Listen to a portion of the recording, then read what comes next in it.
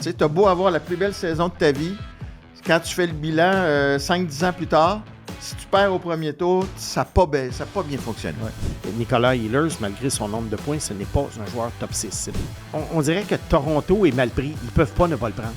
Parce que s'il devient un gars de 90-100 points, ils vont se faire assassiner sur la place publique. On a Evan Bouchard à Edmonton qui a 95 points cette année et dont le jeu défensif et le coup de patin sont extrêmement déficients. Puis malgré tout, il y a une carrière.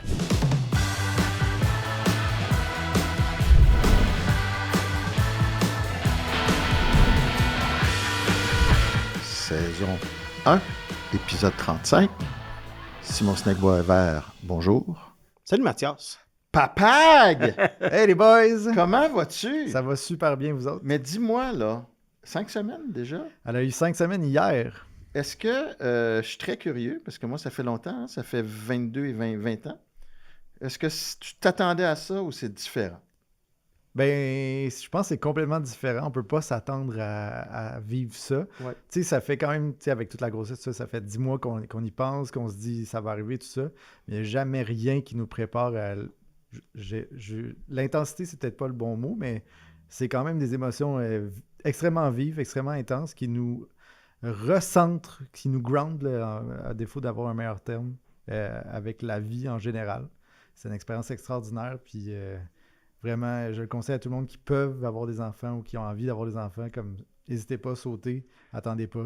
Là, évidemment, est-ce qu'elle a commencé les jeux de mots ou pas encore? Presque, écoute, je l'ai presque quand même mis sur patin, mais enfin, j'attends un peu.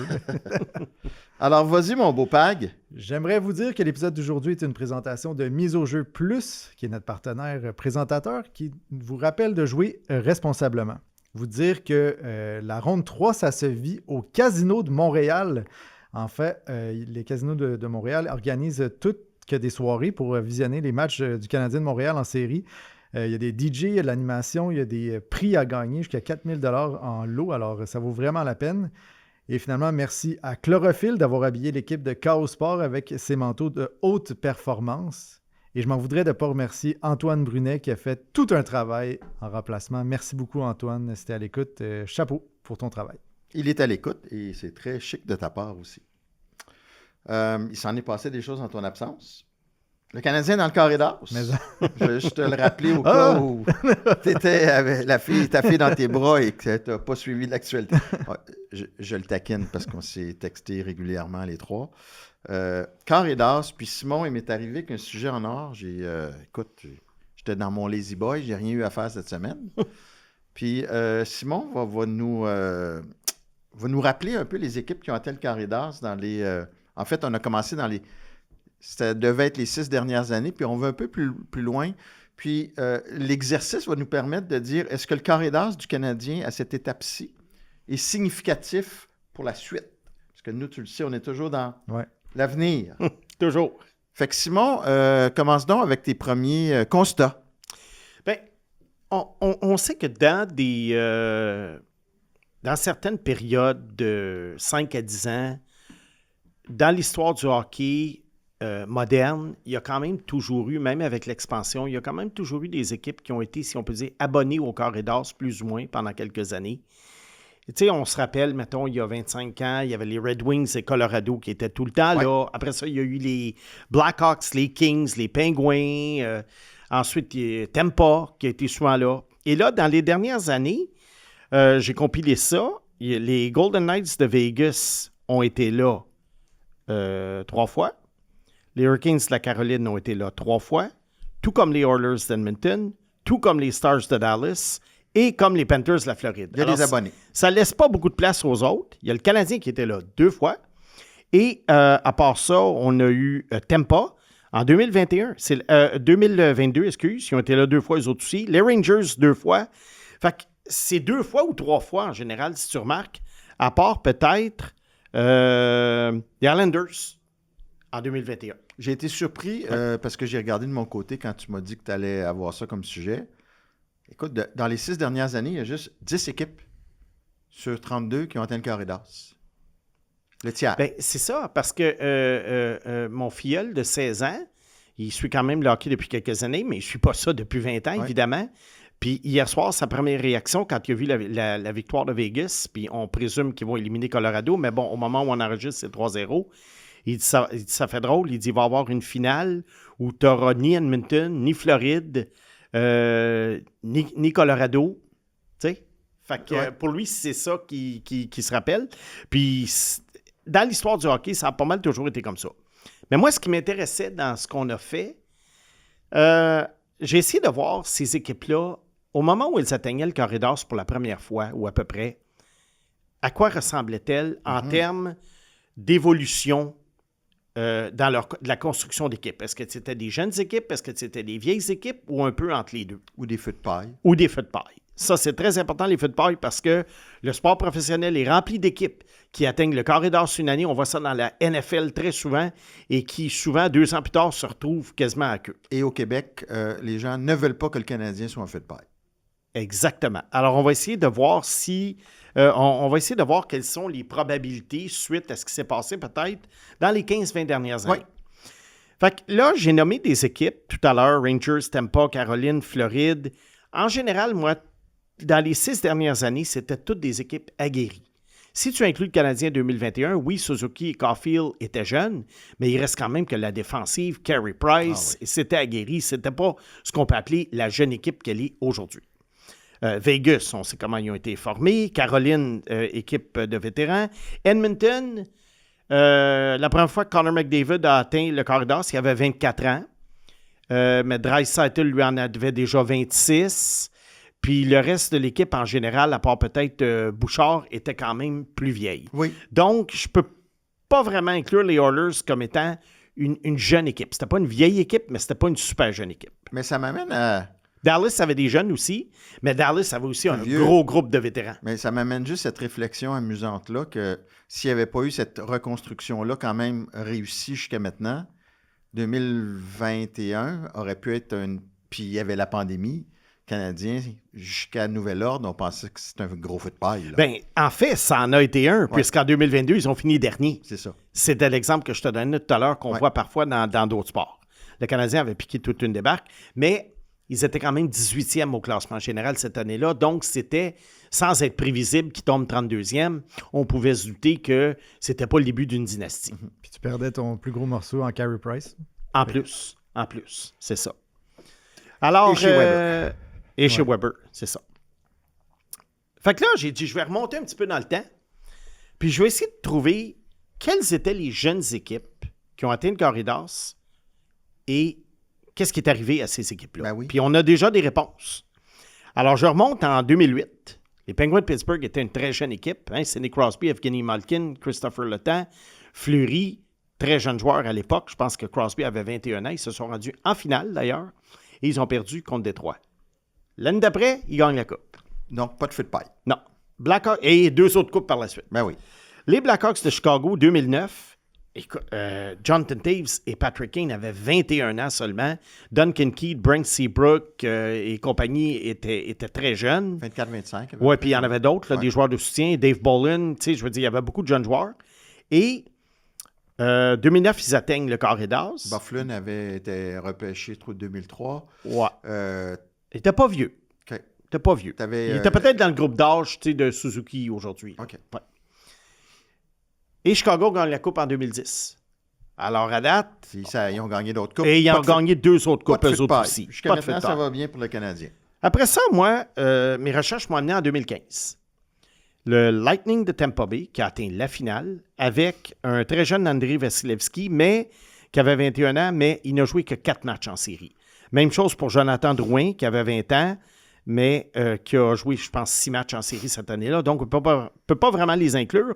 Mais il y avait le très jeune Nikita Kucherov, André Palat, Victor Hedman, Jonathan Marchessault, Steven Stamkos, Tyler Johnson, Alex Killorn, tous en bas de 25 ans. OK, c'est jeune, ça. Ouais. C'est jeune. Et là, après ça, ils n'ont pas pris la tangente Chicago-Pittsburgh. Le Lightning a gagné la Coupe Stanley 5 ans plus tard. Et c'était en dents de scie ce qui se passait. Il y a même eu une élimination surprise en première ronde en 4, balayée en 4 par Columbus. Si ma mémoire est bonne, je crois que c'était 2018. Et si ta mémoire est bonne aussi, le gars qui a éliminé Tampa cette année-là, c'est Josh Anderson, qui avait été le meilleur joueur des Blue Jackets. Exactement, sa grosse saison qu'il avait eue. Alors, Tampa, peut-être que ça aurait pu sembler un feu de paille en 2015, mais ça ne l'a pas été parce qu'éventuellement, 2 Coupes Stanley et une autre finale. Donc, le Canadien pourrait aussi faire un corridor ou une finale selon la série, avoir quelques années où il gagne une ronde, puis revenir dans 5 ans. Puis gagner la Coupe Stanley en 2020. C'est un autre scénario. Mettons. C'est un autre scénario. Maintenant, je vais t'amener à un autre scénario. L'équipe, la jeune équipe la plus récente à avoir atteint le corridor, c'est qu'est-ce qui leur est arrivé? Les Jets de Winnipeg en 2018. Qui montaient, là. C'est une belle équipe en construction. Oui, parce que je me souviens, à cette époque-là, le Hockey News avait titré, je crois qu'ils avaient titré « Gagnant de la Coupe Stanley 2019 ».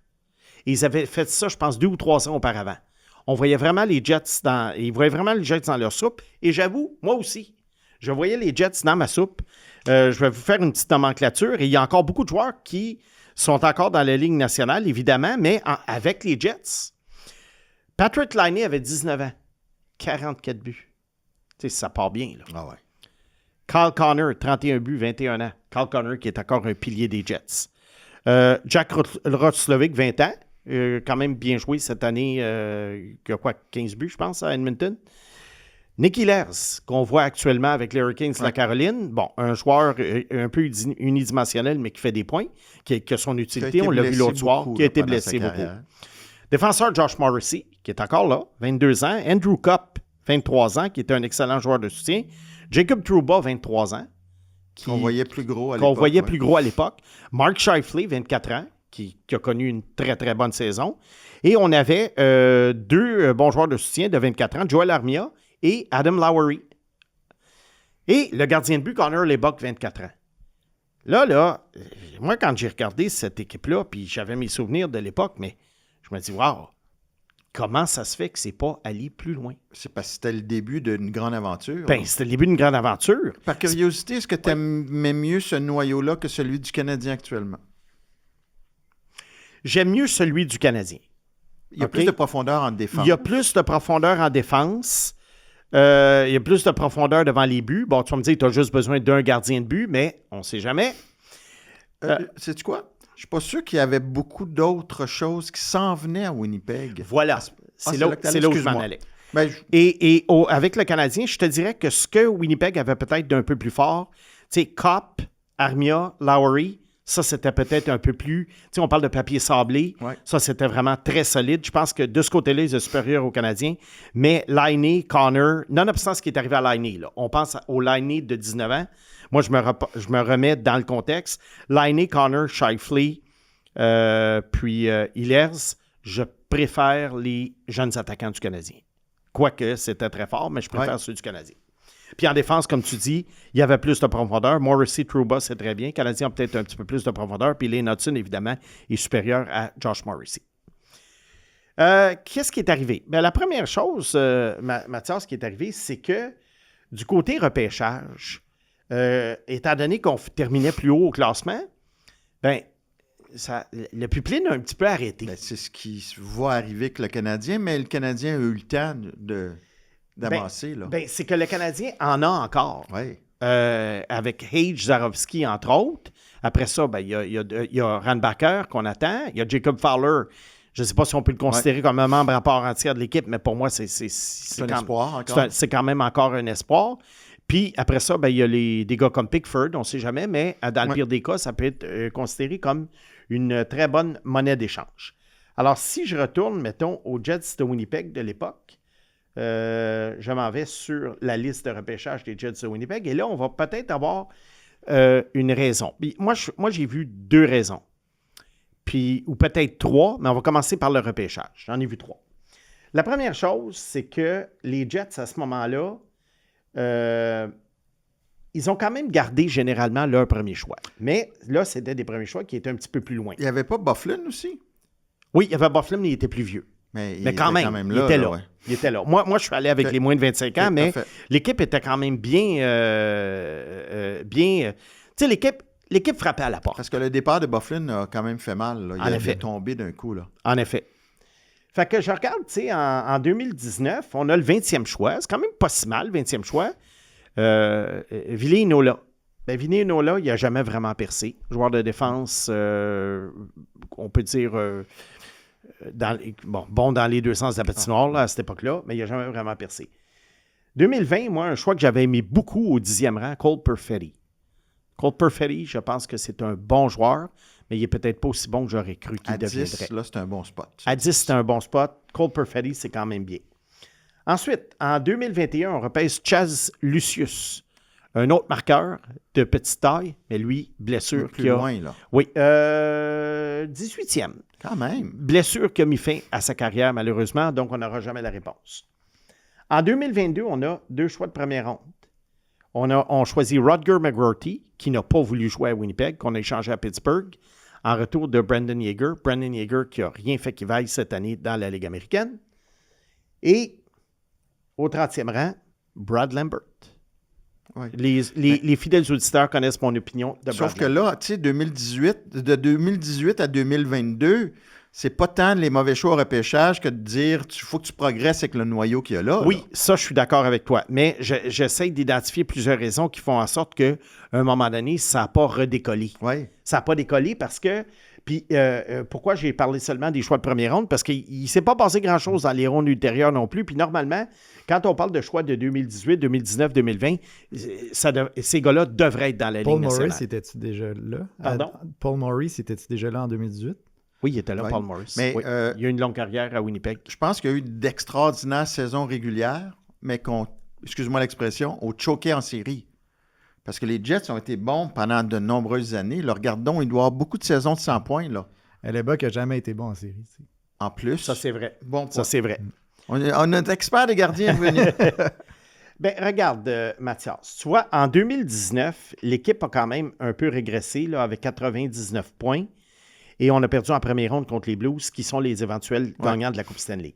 Ensuite, en 2020, il y a la pandémie, mais il y avait quand même eu une ronde de qualification. L'équipe avait fini 9 matchs au-dessus de 500 et a perdu en première ronde de qualification.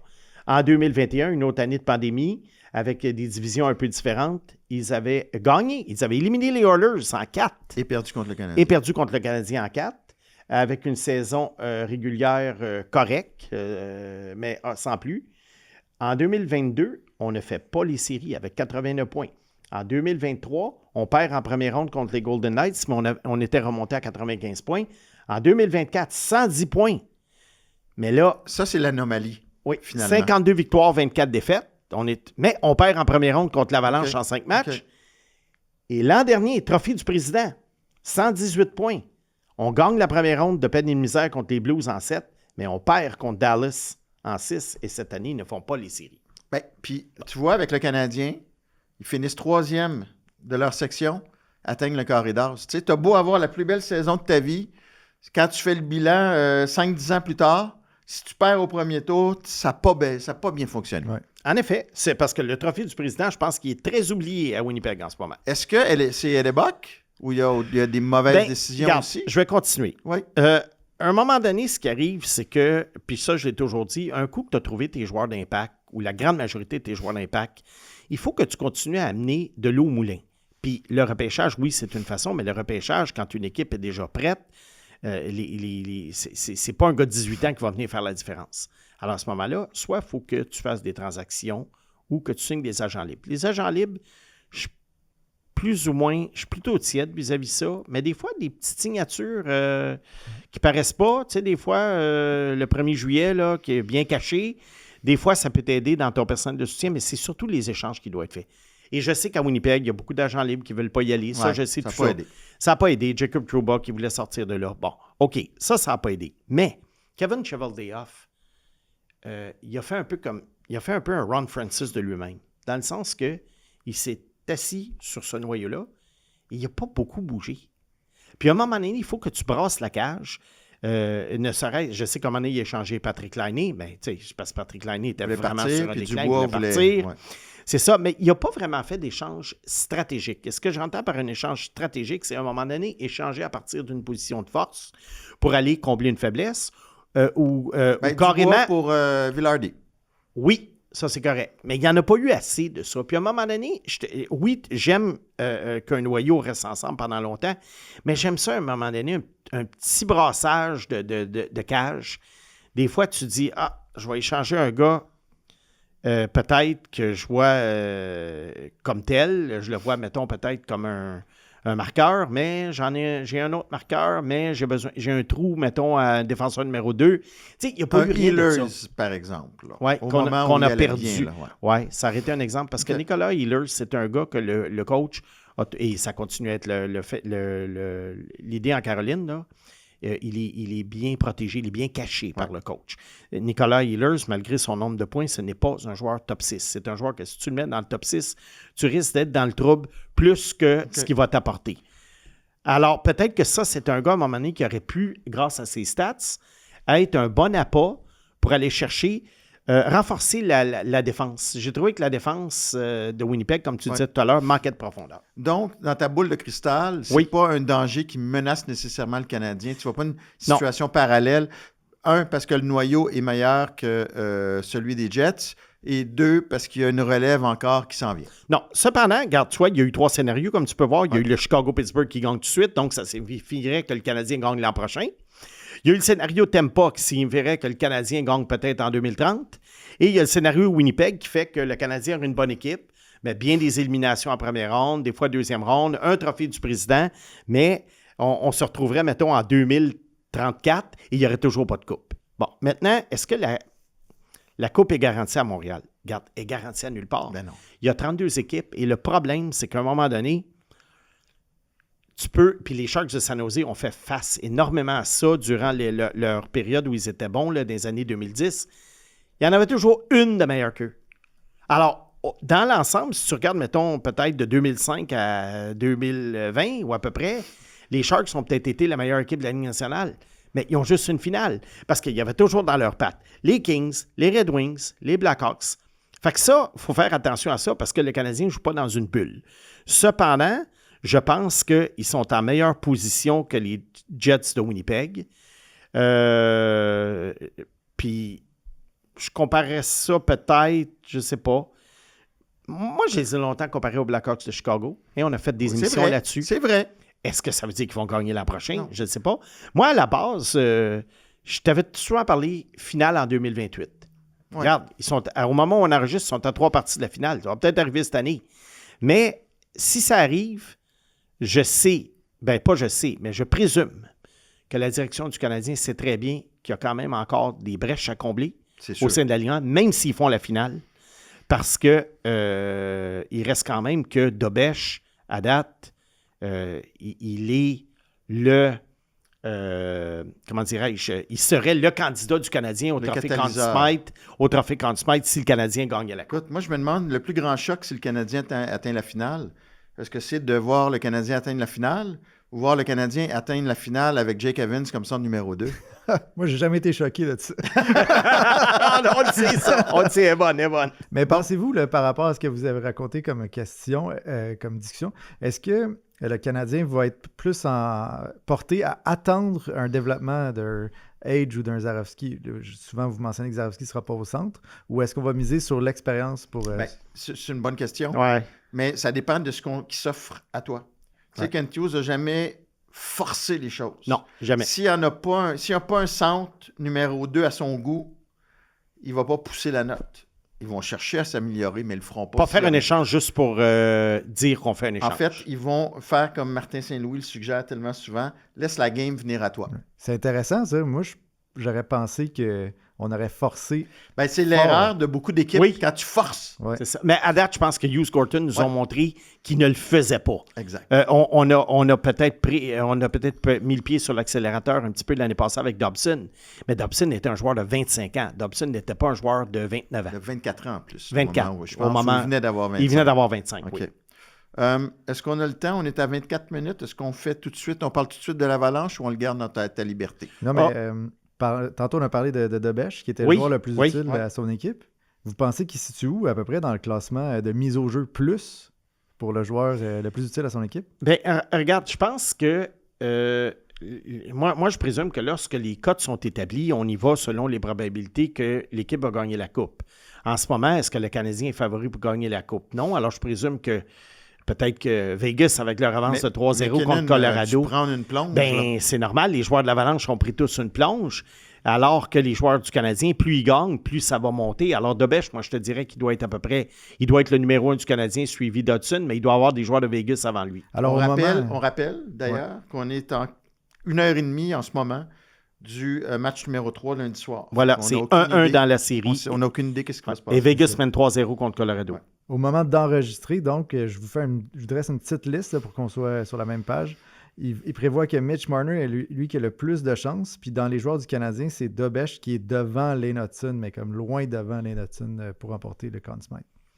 Je pense qu'à date, c'est logique, mais dès que Canadien gagne ou perd un match, les codes vont changer. Absolument. Les joueurs de la Caroline, ça va monter ou baisser. Même chose avec Vegas. Dès qu'ils les éliminent, Marner, la cote va baisser. Regarde, habituellement, là, à moins qu'un gardien se surpasse ou qu'un attaquant surpasse comme Connor McDavid il y a une couple d'années, le Conn Smythe va à un joueur de l'équipe gagnante. Et qui sera cette équipe gagnante? Ouais. Bien malin. Mais je serais curieux de savoir les cotes de l'Auto-Ontario. Ça s'appelle-tu l'Auto-Ontario? À Toronto, c'est-tu Marner qui est premier? Aïe, aïe, aïe. Oui, dans l'autre série, Mathias. L'Avalanche du Colorado, puis j'en parlais ce matin dans ma chronique, puis j'étais curieux d'avoir ton avis. Ouais. Parce que là, j'étais en train de me demander, sans être tant affirmatif, est-ce qu'ils sont en train de passer à côté de ce qu'on croyait être une dynastie? Ben, en fait, c'est pas une dynastie. Non, mais peut-être ce qui manque le bateau, peut-être au moins, mettons, gagner 2-3 coupes en 5 ans, mettons. Ben, au moins 2 finales. Oui. Parce que là, ils ont franchi le deuxième tour seulement 2 fois depuis le... Ils ont commencé à reconstruire, eux autres, en 2009. Exactement. Ils ont gagné en 2022. Mais ils n'avaient pas atteint le carré d'as. Non. Puis là, ils ont atteint le carré d'as cette année, puis ils ont perdu. Ben, ils ont presque perdu. Oui. Presque perdu. Hey, c'est arrivé 4 fois. Ça va être beau s'ils reviennent et qu'ils gagnent 4 matchs. C'est arrivé 4 fois dans l'histoire, dont une fois en 1942, que des équipes vont surmonter un déficit de 3-0. Makar n'est pas en santé, puis McKinnon, ça a fait mal à la jambe le dernier match. Bon, c'est sûr que la blessure de Makar n'a pas aidé. Cependant, si on fait un petit peu un bilan plus global de l'Avalanche depuis, moi, j'y vais avec l'arrivée de Jared Bednar. Jared Bednar qui est arrivé en remplacement de Patrick Roy au mois d'août.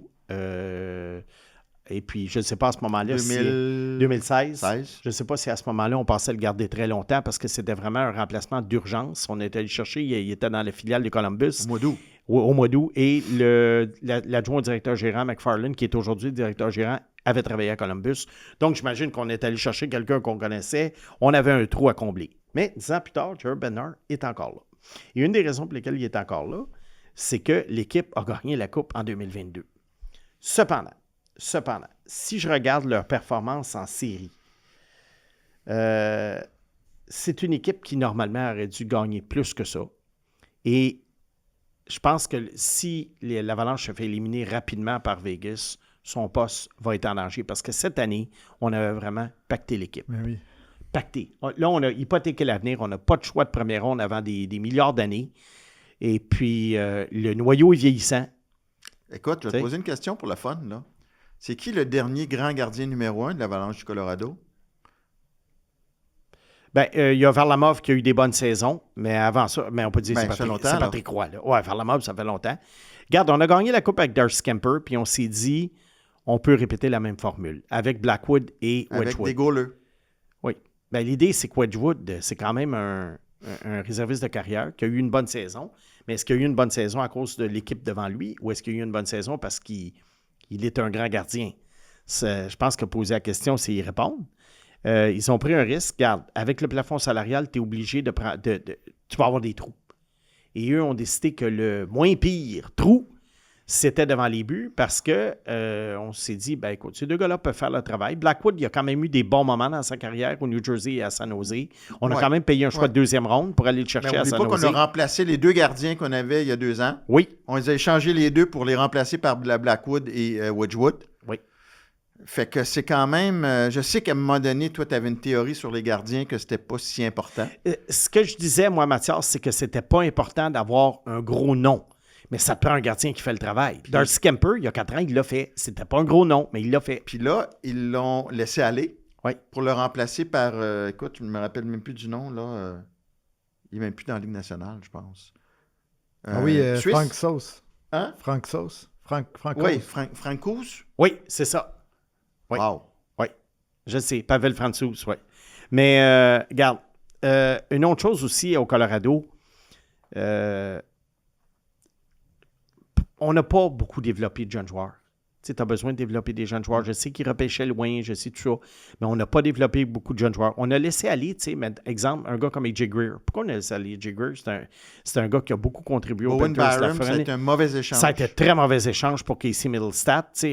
Aujourd'hui, avoir Owen Byram, ça serait très utile pour l'Avalanche avec la perte de McCarr. Je ne peux pas dire que McFarlane, en tant que DG, a fait un grand travail depuis quelques années. Et puis, il y a bien des années, ça manquait de papier sablé. On en parle souvent de ça. Là, on a remédié à ça. Il y a des Parker Kelly dans l'équipe qui peuvent faire le travail. Mais il y a eu bien des années où on n'en avait pas. Fait que ce qui fait que c'est pour ça que ça a été en dents de scie. Moi, je pensais cette année que c'était leur année. Je trouvais que l'équipe ressemblait à celle de 2022. Mais il y a eu d'autres années où je ne les voyais pas là du tout parce que je me disais, il y a trop de trous. Fait que, regarde, je ne sais pas si c'est la fin pour l'Avalanche. Je ne pense pas que ce soit la fin. C'est peut-être une équipe qui va rebondir. Mais McKinnon est rendu à 31 ans. Veut pas. Il est encore très bon, mais à cet âge-là, on dirait qu'on est plus... 30 ans, je pense. Il va avoir 31 au mois de septembre. Ouais. Moi, je pense toujours à la saison prochaine. Il va avoir 31. Kadri est plus jeune non plus. Lui, c'est mi-trentaine. McCarr, 27. Oui. C'est ça. Fait que, regarde, il reste encore du temps, mais il y a des gros ajustements à faire. Puis peut-être que le premier ajustement va être fait derrière le banc. Ben oui, qu'est-ce que vous avez pensé de ces commentaires sur McCarr qui met... Ah, ça, c'est pas trouvé ça correct. C'est pas chic, ça. Non. De dire à McCarr, regarde, la balle est dans son camp s'il veut revenir, là. Ça veut dire, il est encore blessé, mais reviens, mon pit. Tu vois qu'il est sur ses derniers 1000, je pense. Ouais. Il sent la soupe chaude. C'est sûr. Merci. Écoute, ça fait le tour. Je vous rappelle qu'il y a toujours 2 façons de suivre les contenus de KO Sport, soit en s'abonnant au ko-sport.tv. Vous avez droit à différentes primeurs, des offres spéciales, des rencontres avec les animateurs de la station. Sinon, vous pouvez toujours nous suivre sur YouTube. Alors, abonnez-vous à notre chaîne. À bientôt. Deuxième bloc, les serpents en liberté. Oui, ça va être un bloc un petit peu plus court aujourd'hui, mais... ça ne raccourcira pas ma contribution. C'est simplement que l'équipe de la semaine, cette semaine, on approche, c'est l'avant-dernière semaine des équipes de la semaine, c'est les Blackhawks de Chicago. Puis les Blackhawks de Chicago, je vais en parler parce que on est un podcast d'espoir, de construction, de reconstruction. Fait que je voudrais passer plus de temps sur le 3e segment que le 2e. Donc, tu nous mets l'eau à la bouche. Oui, c'est ça. Je vais y aller tout d'abord avec le championnat mondial de hockey. Le Canada va très bien à date. Stenberg et Bjork, 2 Suédois admissibles au prochain repêchage, qui vont très bien également en Suède, pas nécessairement dominants, mais si tu considères qu'ils jouent contre beaucoup de joueurs de la Ligue nationale, je pense que c'est impressionnant à date. La ronde des médailles commence jeudi. La finale a lieu dimanche après-midi prochain. Et ça serait avant le match numéro 6 Canadien Hurricanes, s'il y a un 6e match. Et lundi prochain, on va faire un bilan de la performance des espoirs, également Albert Smith qui joue pour la Lettonie. Et en ce moment, parce que Stenberg pourrait sortir 1, 2, 3, est-ce que sa cote a monté jusqu'à maintenant ou elle a baissé ou est restée au même endroit? Je pense qu'un championnat comme ça ne peut pas faire baisser ta cote, mais ça peut la faire monter. Mais cependant, et c'est une bonne transition que tu fais, tu ne connaissais pas mon sujet, mais c'est une excellente transition vers le prochain sujet. Justement, Stenberg, on dirait que, étant donné le genre d'année qu'on a, il y a Stenberg pourrait très bien sortir premier, comme il pourrait sortir 4e. Pourquoi? Je pense que c'est une question, pas juste de besoin, mais de position. Les ailiers ont toujours moins la cote que les joueurs de centre et les joueurs de défense. Et là, cette année, on se retrouve avec Gavin McKenna, qui est un ailier, Caleb Malotra, qui est un joueur de centre. Et on a des défenseurs comme Chase Reed, Carson Carls, Albert Smith. Et on a Stenberg, un ailier. Fait que Stenberg, on pourrait très bien dire que c'est le meilleur joueur du repêchage, mais en même temps, il va peut-être sortir à Chicago. Et je m'explique. Dans Athletic ce matin, il y avait un article où on a interviewé 6 recruteurs de la Ligue nationale. Et on leur a demandé qui va être choisi premier. Ils ont tous dit Gavin McKenna. Parce que le raisonnement était un peu comme on a parlé, toi et moi, c'est que on dirait que Toronto est mal pris. Ils ne peuvent pas ne pas le prendre. Parce que s'il devient un gars de 90-100 points, ils vont se faire assassiner sur la place publique. Mais en même temps, tu n'es pas sûr que si Gavin McKenna va être le meilleur joueur du repêchage. Leur seul moyen de s'en sortir, c'est d'échanger le premier choix à Vegas contre Connolly. Sais-tu quoi? C'est très bien ce que tu me dis, Mathias, parce que mais ils n'auraient pas besoin de donner le premier choix pour Connolly, parce que je ne pense pas que Vegas voit Connolly aussi haut que moi je le vois. Et là, on a demandé au même recruteur, qui choisiriez-vous en premier? Et là, vous allez être renversé de savoir que Gavin McKenna a eu 3 votes, mais il y a eu d'autres joueurs qui ont eu un vote. Caleb Malotra a eu un vote. Ivar Stenberg a eu un vote, ça on s'y attendait. Mais Chase Reed a eu un vote et ce recruteur-là hésite entre Chase Reed et Albert Smith pour le premier rang. OK, j'aime bien Albert Smith, là, mais jamais je le classerai premier. Sauf que moi, le point que je veux faire ressortir, puis j'en parle souvent dans les balados, tu sais, les listes de la Ligue nationale, les listes des différents recruteurs, puis ce que vous voyez publiquement, c'est pas toujours la même chose.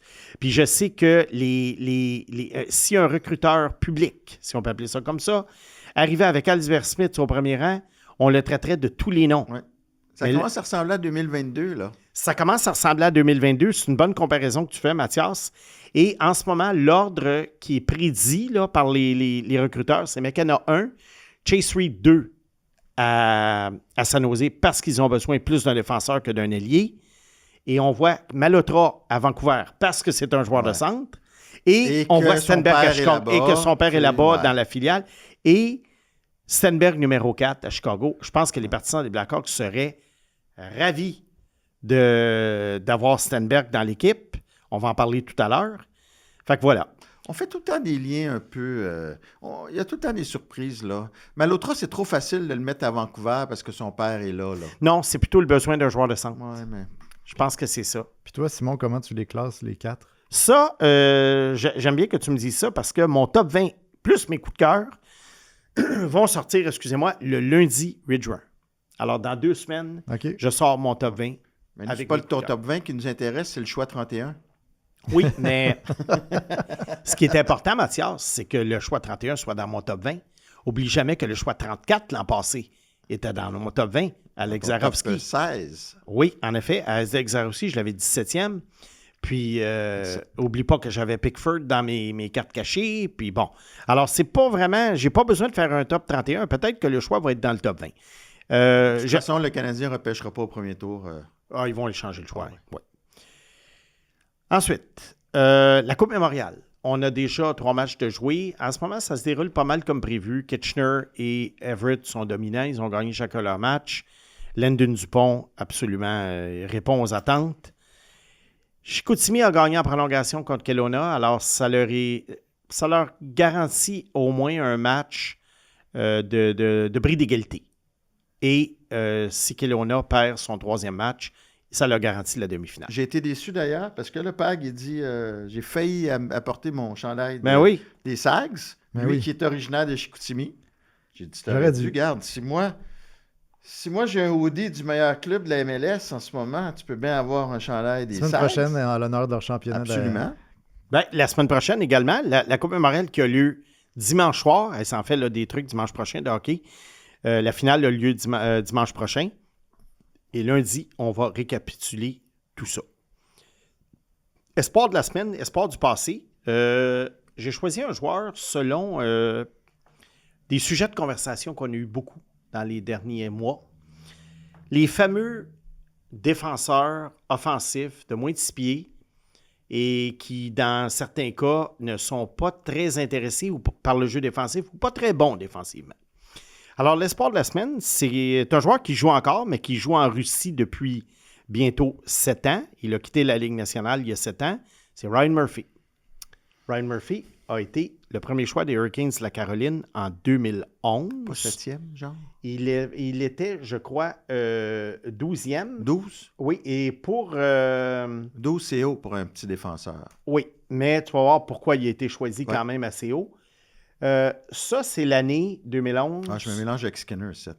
C'est ça. Ça, c'est l'année de Ryan Nugent Hopkins, Gabriel Landeskog, Jonathan Huberdeau, Adam Larson, Ryan Strome, Mike Zibanejad, Mark Scheifele, Sean Couturier, Dougie Hamilton, Jonas Brodin et Duncan Siemens. Hey, c'était jusqu'à temps que tu arrives à Siemens, là, c'est quand même la profondeur au sommet. Oui, et c'était une année, Mathias, je me rappelle, on avait fait le clavardage de la presse ce jour-là. Déjà, hein, Oui. en 2011. Oui, ça fait 15 ans, on a fait le clavardage de la presse et cette cuvée-là était perçue comme une cuvée horrible. Et la raison pour laquelle elle était mal perçue, c'est parce que, comme c'est souvent le cas, on confond mauvaise cuvée et absence de Connor McDavid ou de Sidney Crosby Ouais. au premier rang. Parce que quand tu regardes, et en plus, si tu vas un peu plus loin, il y a eu des joueurs en première ronde qui ont été choisis comme JT Miller, et puis plus loin, on a eu le regretté Johnny Gaudreau, je pense, en 4e ronde. Nate the Great, au premier tour. Oui, pour le Canadien, Nathan Beaulieu. Mais tu sais, Vincent Trocheck, quand même, en 3e ronde.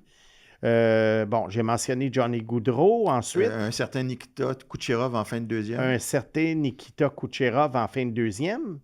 Fait que, tu sais, c'était quand même un pas pire repêchage. Mais qu'est-ce qui est arrivé avec Ryan Murphy? Pourquoi il a été choisi quand même assez haut?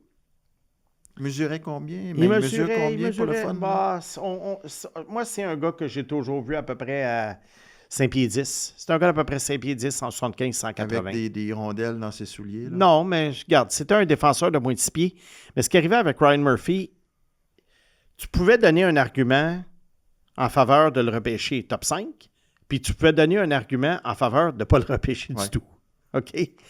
Alors, et moi, à l'époque, quand je collaborais, mais que je contribuais à ton blog comme intervenant, j'avais dit Ryan Murphy, ça va être soit une superstar ou soit un flop total. Combien de points son année d'admissibilité? 79 points en 63 matchs Wow. dans la Ligue de l'Ontario, la meilleure ligue junior au monde.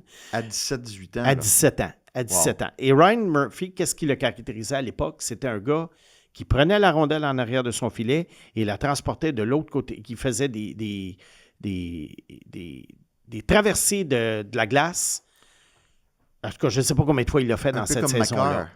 Un peu comme Makar. Mais avec, malheureusement, un total désintérêt pour le jeu défensif. Et quand je dis désintérêt, je parle vraiment d'un joueur qui était un boulet pour son équipe. Tu le voyais déjà là, que c'était défensivement. Tu le voyais déjà. Et c'est pour ça que j'avais dit superstar ou flop. Je ne voyais pas Ryan Murphy avoir une carrière correcte. Je le voyais dans la Ligue nationale ou pas pantoute. Comme les Knudsen. Oui, c'est ça. Mais les Knudsen, je ne pensais pas qu'il deviendrait une superstar. Alors que Murphy, je pensais qu'il avait une chance de le devenir. OK. Pas qu'il devienne. Moi, c'était un ou l'autre. Mais c'est la raison. Hudson, c'était quoi? C'était rien ou rien? Regarde, Hudson, j'avais jamais vu un joueur comme ça. On est revenu là-dessus 250 fois. Oui, mais... C'est un joueur absolument minuscule que tu disais, est-ce que c'est un gars qui éventuellement... Encore plus minuscule que Ryan Murphy. Ah oui, Ryan Murphy, c'était pas un joueur minuscule, c'était un joueur qui avait absolument aucun intérêt pour le jeu défensif, contrairement à les Hudson. Comme Zane Parek un peu. Oui. Écoute, Hudson essaie de se faire pousser la barre des séries. Zane Parek, tu vois, Mathias, ça, c'en est un, moi, que je disais... très bon ou rien pantoute. Mais regarde, on a Evan Bouchard à Edmonton qui a 95 points cette année et dont le jeu défensif et le coup de patin sont extrêmement déficients. Puis malgré tout, il y a une carrière. Fait que vois-tu comment c'est difficile à prédire? Donc, Ryan Murphy repêché au 12e rang par les Hurricanes de la Caroline. Qu'est-ce qui se passe après? Ben c'est ça. Alors, Ryan Murphy a quand même terminé son stage junior. Il ne s'est pas rendu... il n'est pas arrivé dans le LNH avant. Il est arrivé à l'âge de 20 ans. Et là, pendant 5 ans, on l'a, si on peut dire, barouetté entre les Checkers de Charlotte, la filiale de la Ligue américaine, et les Hurricanes. Et ça donnait comme 48 matchs, 12 points, 37 matchs, 13 points, 35 matchs, 10 points. Ah, même pas capable de produire. C'est ça. Là. Il ne produisait pas offensivement. Et là, ensuite, à un moment donné, on l'a échangé au Wild du Minnesota, qui, eux, se sont probablement dit, nous, Ryan Murphy, on va ressusciter ça. Caroline l'a mal développé. On pense souvent à ça. Qui, donc, pour? J'ai voulu chercher l'échange. Je me rappelle qu'il y avait... Mais si tu regardes sur DB, ils vont te dire contre qui a été échangé, là. Regarde, peut-être que Frank peut je regarder peux ça pour Ryan Murphy pendant qu'on va continuer. Il a été échangé au Wild du Minnesota. Finalement, il a joué 23 matchs avec le Wild pour ensuite se retrouver en 2018-2019 dans la filiale des Devils du New Jersey. 10 points en 23 matchs. Écoute, il ne produisait même pas dans la Ligue américaine. Bon. Et ensuite, il est rendu, il s'est allé dans la KHL. Il est revenu dans la Ligue américaine. Il est retourné en KHL en Autriche et il est maintenant dans la Ligue allemande. Écoutez, c'est plus rocambolesque que ça. Oui. Il a été racheté par les Flames de Calgary, puis le Wild a signé comme agent libre. Ah, il a été échangé aux Flames? Contre qui?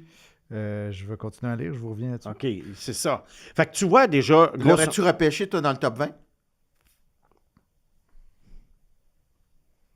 Regarde, il y a un long silence, là. Tu vois, tu te rappelles pas? Ben, regarde, je vais te dire ce que j'aurais fait à l'époque puis ce que je ferais aujourd'hui. Mais je te vais avec un joueur comme Ryan Murphy. Ryan Murphy, sachant qu'il sortirait tôt, je ne savais pas s'il sortirait 6, 12, 20, on ne sait pas. Non, à l'époque, oui. Peut-être qu'au 12e rang, je l'aurais pris. Peut-être. Aujourd'hui, c'est un non absolu. C'est un gars que j'ai regardé pour la 2e ronde. Un peu comme les Knudsen que j'avais à l'époque en milieu de 2e ronde. Ben oui, mais regarde, là, tout le monde a passé sur les Knudsen. Au moins Cole. Oui, Cole, je l'ai mis 14e, tu vois, parce que j'ai compris un peu qu'à un moment donné, il y a des joueurs sur lesquels tu peux prendre le risque, puis il y a des joueurs sur lesquels tu vas être moins enclin à prendre le risque, mais ça demeure quand même de la sorcellerie.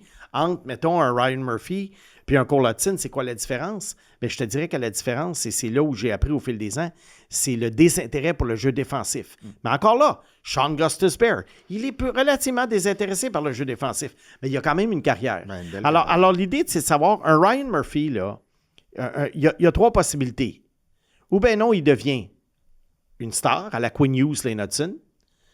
Ou bien non, il devient un Gostisbehere qui est correct, qui roule sa bosse dans la Ligue nationale, qui est un joueur d'avantage numérique, ou il n'y a pas de carrière. Ouais. Mais alors, c'est extrêmement difficile à prédire. Hudson, on le rappelle aussi, il dominait tellement avec Boston University. Oui, mais ça, c'est après le repêchage. Il avait toujours la rondelle. Oui, mais ça, c'est après le repêchage, Mathias. Mais bon, l'idée... Mais quand on essayait de prédire qu'est-ce qu'elle allait faire dans la Ligue nationale. Oui, quand on essayait de prédire. Alors là, moi, ce que j'essaie maintenant de faire dans mes prédictions, je vais plus regarder les carences défensives que le physique. OK. C'est pas après sa carrière en dents de scie qu'on a inventé la loi qui porte son nom? La loi de Murphy? Voilà. Oh, on est reparti. C'est parti. Alors, est-ce que tu peux nous faire la nomenclature de l'échange parce qu'on perd du précieux temps? Allez. Le 29 juin 2017, la Caroline échange aux Flames et moins de 24 heures plus tard, les Flames décident de racheter son contrat. Mais donc, il a été donné aux Flames? Non, il a été échangé contre Eddie Lack et un choix de 7e tour. C'était ce qu'on appelle on a largué du salaire. Okay. Et Calgary l'a racheté dans ce but-là. OK. Pardon, je me suis trompé, j'ai inversé les choix. C'est en échange de Keegan Kanzig et 6e choix. OK. On voit que c'est pas grand-chose. OK. Bon. Alors, c'est ça. Alors, on passe à Chicago après la pause. Parfait. Alors, tu es en liberté conditionnelle pour le 3e bloc. Et tu vas nous parler des Blackhawks de Chicago. Oui, les Blackhawks de Chicago. J'avais hâte d'en parler parce que c'est quand même une équipe chouchou du balado. Ah oui? Depuis un certain... Ben oui, parce qu'ils sont en grosse reconstruction. Fâche-toi pas. Non, mais c'est parce que... Non, c'est une fausse reconstruction. T'es fatigant avec ça, à toujours les dénigrer. Ah, les Blackhawks, je les aime. Les Ducks, ça va. Oui, t'aimes pas les Blackhawks. T'es les dénigres. J'aime pas le travail de Kyle Davidson. OK, je pense que c'est... Toi non plus. Mathias, non, moi, je trouve que c'est un travail inachevé. Puis, C'est la grosse différence avec toi. La grosse différence avec toi non. qui crache sur tous leurs choix puis tous leurs échanges. Tu as été le premier à pas comprendre qu'il repêche Levchunov. Levchunov à la Je place suis de d'accord. Demidov. Je suis Tu as d'accord. été le premier à dire que c'est pas vrai que Connor Bedard est meilleur que Macklin Celebrity. Ben oui, mais là, ça veut pas dire de ne pas prendre Connor Bedard premier, puis ça veut pas dire que Connor Bedard sera pas bon Puis quand même. tu été le premier à dire que Frank Nazar, c'est un petit joueur de milieu de formation. Fait que on pense la même affaire. Frank Nazar repêché 13e. Il est Débrouille-toi à avec sa tes place. troubles. Là. Oui, je vais me débrouiller avec mes troubles parce que les Blackhawks de Chicago continuent d'être poches. Et ça, je vais te Ça, t'aimes ça? Oui, j'aime ça. Et je vais te dire pourquoi. Continue. Les Sharks de San Jose cette année, là, ils sont pas devenus bons, mais ils sont devenus trop bons trop vite. Dans le sens, ils ont trop monté au classement. Heureusement, la loterie que je déteste les a avantagés et ils vont choisir deuxième comme s'ils avaient été aussi poches que les Blackhawks. Tout était calculé. Alors, c'est ça. Il repêche devant Chicago. Exactement. Quelle ironie. Les Blackhawks, eux autres, ils ont encore besoin d'accumuler du talent. Ils ont encore besoin d'accumuler du talent parce que, au fil des ans, je pense que quand tu as le deuxième choix, ça a beaucoup de valeur, le deuxième choix au total. Levchunov, je ne l'aime pas, mais ça ne sera jamais un gars qui va être à la hauteur de son rang de sélection. Est-ce que je peux poser une question? Oui. En ce moment, là, dans tout ce qu'ils ont repêché, dans tout ce qu'ils ont à Chicago ou ailleurs, tu vois combien de joueurs de premier trio, combien de défenseurs de première paire? OK. En ce moment, premier trio, c'est sûr que ça dépend toujours des positions. Tu peux avoir deux ailiers gauche ou deux ailiers droit. On va dire les trois meilleurs attaquants de l'équipe. J'aime mieux dire ça. En ce moment, un top 3, là, moi, j'en vois 3. Je vois un qui n'a pas été repêché encore, mais que je présume, là. Je vois Frandel et Bédard avec une possibilité de Stenberg. Donc, il y en a 2. Il y en a 2, avec une possibilité d'en ajouter un troisième. Première paire. Oui. Ensuite. Attends. Première paire de défenseurs, il y en a-tu en ce moment? Moi, je pense que des premières paires, dans le sens que je comprends le mot ou que j'interprète le mot première paire, je te dirais non. Mais il y a de quoi faire un top 4 intéressant. Donc, ils ont commencé à repêcher haut en 2022, puis... le problème, c'est qu'il y a eu deux je ne sais pas si on peut appeler ça des ratés, mais je peux dire des situations où on n'a pas maximisé la valeur du choix.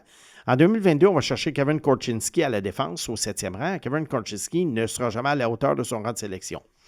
On va chercher Levchunov, comme j'ai dit, en 2024. Il ne sera pas à la hauteur de son rang de sélection. Korchinski, j'ai de moins en moins espoir qu'il puisse avoir un impact, mais je crois que Levchunov, lui, va en avoir un. Mais à ce moment-là, ça va être... il y a Alex Vlasic qui est là, il y a Sam Rinzel qui est là, il y a Levchunov. On a quand même une base intéressante pour former un top 4. Je peux-tu m'ostiner? Mais on n'a pas non plus un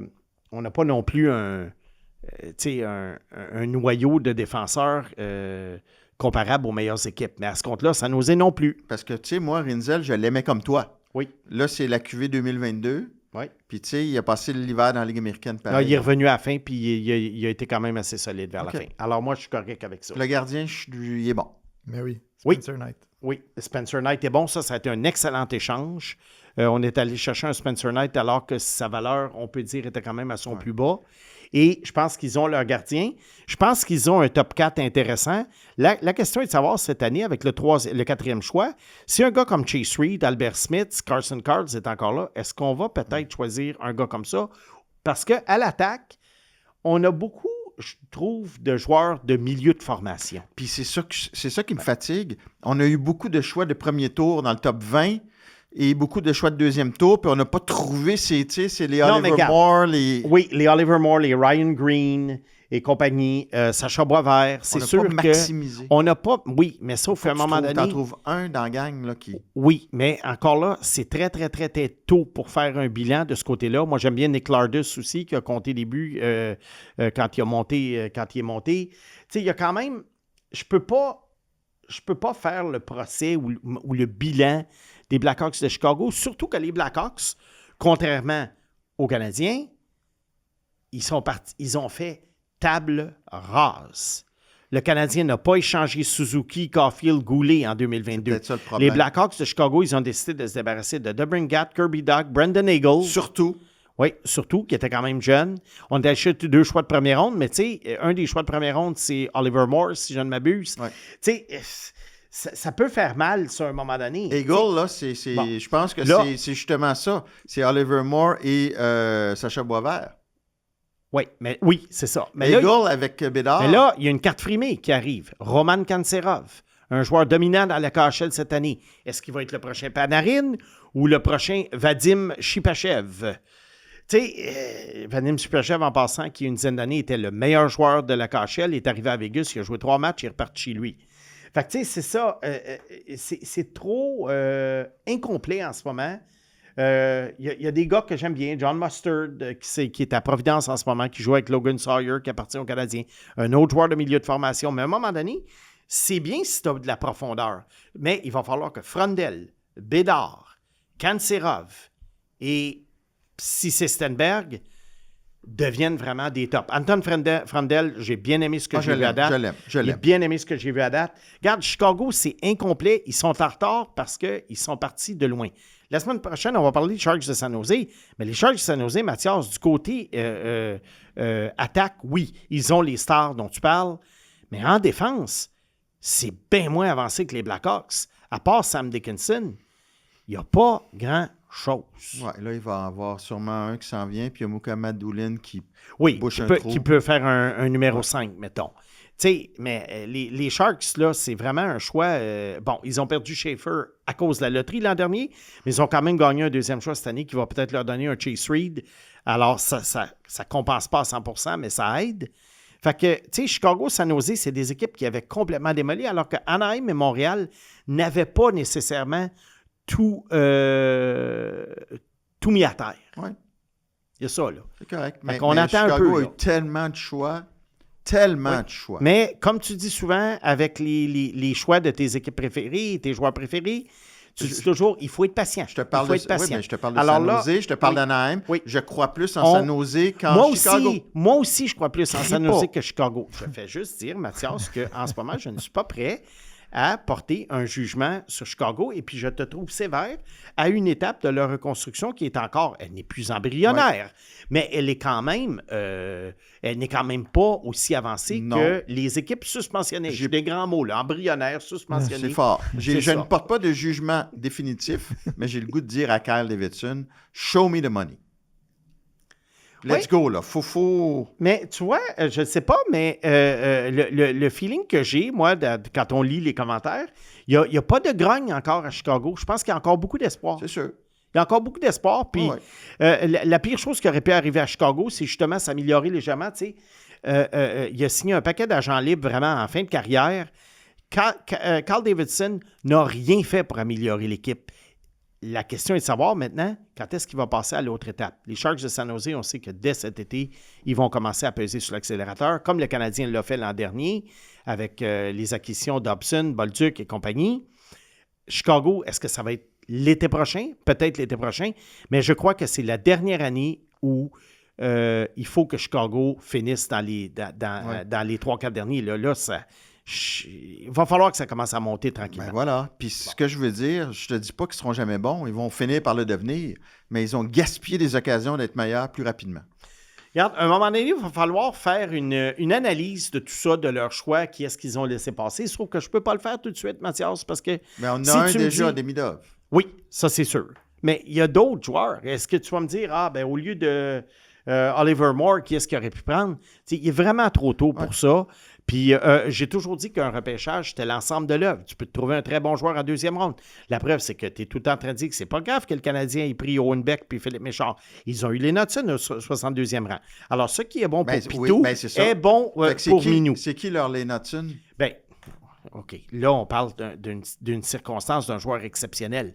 Mais je te oui. dis qu'un repêchage doit Pitou s'analyser. a pris un joueur Non, un exceptionnel, repêchage, Minou. oui, mais un repêchage doit être analysé de façon globale et non pas dans une bulle, le 19e choix, le 24e choix, le 32e choix. Tu sais, Mathias, honnêtement, il est temps que ce segment-là finisse parce que, je sais pas. Tu t'es dit que tu étais en liberté Non, conditionnelle. mais tu commences à me faire hyperventiler. Fait que là, sais-tu qu'est-ce qui me rendrait de bonne humeur? Un jeu de mots de PAG. Ah ouais, Pag, let's go! Ben, j'espère qu'ils voleront libres comme les aigles qu'ils sont. Moi, j'ai l'impression que Ah, que la moutarde te montre au nez? La mustard. Oh mon Dieu, John Mustard. OK, là, vous êtes fous. Là. On passe aux questions des auditeurs. Ça, c'est plus le fun. Ben, tu vas reprendre ton souffle, puis on va revenir avec les auditeurs. 4e bloc. Oui. Pag, as-tu le temps de lire à voix haute à la maison pour regarder Mais non, je peux même pas célébrer un but du Canadien de peur de réveiller la petite. Fait que mes Aïe, célébrations aïe, aïe. sont bizarres. Qu'est-ce que tu fais pour toi? Je ris comme je célèbre intérieurement. Avant de passer aux questions des auditeurs, permettez-moi de remercier Mise au jeu plus, qui est notre partenaire présentateur, qui vous rappelle de jouer responsablement. On débute avec Vincent Boissonneau. Est-ce qu'on peut arrêter de dire que Demidov est le meilleur joueur repêché depuis Guy Lafleur? Car le meilleur joueur repêché depuis Guy Lafleur, c'est Lane Hudson. Est-ce que je peux? Oui, bien, Vincent, je veux juste apporter une précision. Moi, j'avais dit à l'époque, c'est le meilleur attaquant Ben, c'est ce que je voulais repêché dire. depuis Ouais. Guy Lafleur. Ouais. Parce que tu as entièrement raison, le meilleur joueur repêché depuis Guy Lafleur, oui, c'est Lane Hudson, je pense. Ah oui, hein? Mais, ben, en fait, encore là, le Mathias, on est tôt Non, dans mais les tu viens de carrières le dire, des deux j'ai juste joueurs. dit, ah oui, parce que tu Non, viens de non, le mais dire. on est tôt dans les carrières des deux joueurs, mais c'est sûr que la position est importante. Demidov est un ailier, Lane Hudson est un défenseur. C'est un défenseur qui va te faire 80 points. Souvent, ça a plus d'importance qu'un ailier, mais c'est sûr que si Demidov fait 135 points un jour, on s'en parlera, tu sais. Mais pour le moment, c'est ça. Moi, j'avais dit le meilleur attaquant depuis Guy Lafleur. Johnny Roy, Snake, que penses-tu de l'espoir Semyon Vyazovoy du Kraken de Seattle? Tabarnak, Oui. je t'attendais, toi. Oui, j'ai sorti une question très nichée pour toi. Je ne sais pas si Johnny est un fan du Kraken de Seattle, mais Ben, je vais j'imagine. y répondre. Vyazovoy, il a été le choix de 6e ronde en 2021 du Kraken. Il a 23 ans aujourd'hui. Il joue dans la KHL pour l'équipe UFA et il est sous contrat pour l'an prochain encore. Alors, ce qui va venir en Amérique après ça, c'est très possible. Cette année, ses statistiques 2,13. Quoique dans la KHL, il y a beaucoup de gardiens qui ont des bonnes stats. 931 de moyenne d'arrêt en 53 matchs. C'est un gars, moi, c'est un typique gardien de but, là, moderne, russe. Est-ce qu'il va suivre les traces des Vasilevski, comment il s'appelle, Sorokin et compagnie, je ne sais pas. Mais ça regarde bien dans le sens qu'il est très athlétique, il mesure 6 pieds 3, il a une bonne technique, il a un physique tellement imposant, il couvre le filet avec l'équipement en plus. C'est vraiment le classique gardien, gros gardien moderne. Et moi, ce que j'aime beaucoup, c'est ses mouvements latéraux qui sont rapides et il suit la rondelle très, très rapidement avec ses yeux. En fait, c'est ce qu'on peut voir quand on le regarde jouer. Moi, je l'aime. Est-ce que c'est le gardien d'avenir du Kraken? Je ne sais pas. Prédire les gardiens tous ensemble, c'est de la sorcellerie. Mais je comprends la question de Johnny. C'est un espoir légitime. Les années vont nous dire si c'était une question que tu as pris juste pour savoir si Pag était sharp ou si tu y croyais vraiment. Non, mais les gardiens russes, c'est très intriguant parce qu'écoute, il y en a beaucoup là, qui sont bons. Puis le Canadien en a repêché dans les dernières années. Alors, tu sais, c'est pas pour rien, là. Seb Bethez. Imaginons que le poste de centre numéro 2 soit un processus d'embauche. Le directeur général rencontre différents candidats et leur explique le rôle. Nous aimerions que tu deviennes notre centre de deuxième trio. Tu jouerais principalement à 5 contre 5 avec Demidov, mais on ne peut te garantir une place sur le premier avantage numérique. Dans ce contexte, qu'est-ce qui rend ce rôle attrayant pour un joueur de haut niveau? Ben, si tu as un vrai centre de deuxième trio, ton rôle est souvent sur la deuxième vague en avantage numérique d'un club champion. Si tu es dans un club faible, par défaut, tu fais sa première vague. Mais si tu es un vrai centre numéro 2, puis on dit tu joues avec Demidov et sur la deuxième vague, chez nous. Bien, tu sais, si tu prends l'exemple de Nazem Kadri au Colorado, quand ils ont gagné la Coupe en 2022, c'était ça. Mais Nazem Kadri, c'était exactement ce que tu décris. Nazem Kadri, je crois, était plus un premier centre de club faible puis un deuxième centre de club champion. Je pense que le dilemme dans l'entrevue, dans le processus d'entrevue qu'un gars peut avoir, c'est si le gars, il serait un centre de premier trio dans la majorité des équipes. C'est différent. Et là, à ce moment-là, c'est différent parce qu'il pourrait dire, je vais perdre des possibilités de faire des points. Donc, moins de points, moins d'argent. Ben, ça Ça peut être la différence entre 11 millions puis 9 millions, tu sais. C'est sûr, si tu disais Sidney Crosby qui est sa deuxième vague en supériorité numérique, ça ne marchera pas, là. Non. Ni Connor McDavid. Exactement, exactement. Et alors, qu'est-ce qui rend le rôle attrayant? Moi, je pense que ce qui est le plus attrayant là-dedans, c'est qu'il y a moins de pression comme deuxième centre et tu affrontes des adversaires dans les confrontations sont moins pointues. Tu sais, lorsque tu es le premier trio, tu vas toujours affronter des joueurs soit qui vont essayer de t'éteindre ou d'autres joueurs qui sont aussi bons offensivement que toi. Le deuxième trio, souvent, si tu as un bon deuxième trio, tu peux manger tout rond le deuxième trio de l'équipe adverse. Donc, je pense que le rôle, c'est ça qui est attrayant. En même temps, moi, je suis le directeur général. Je lui dis, notre entraîneur prend les décisions. Il connaît ta valeur. Tu as une réputation dans la ligue. Il n'y a rien de coulé dans le béton. Puis les choses changent vite dans le hockey. Fait que garde, à toi de gagner ton poste. Tu réponds jamais directement, non, toi, t'es sa deuxième vague. Ben oui. Tu lui dis les vraies affaires, mais tu restes quand même. Puis c'est vrai que tu sais jamais. Tu sais jamais.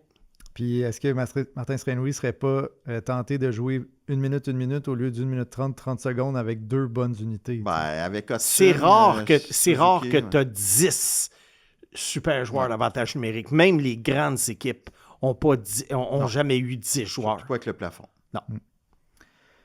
Alexandre Normandin, en date d'aujourd'hui, si Anaheim appelait, vous échangeriez David Reinbacher contre Tristan Luneau? Tu gardes tout le temps les questions chiennes Oui.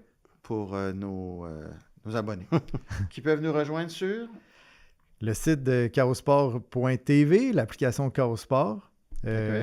avec un S. Sport avec un S.tv. Bon, ben, à ceux qui sont abonnés ou qui vont s'abonner, ben, on va être là. Puis bonne semaine de série à tout le monde. Yes.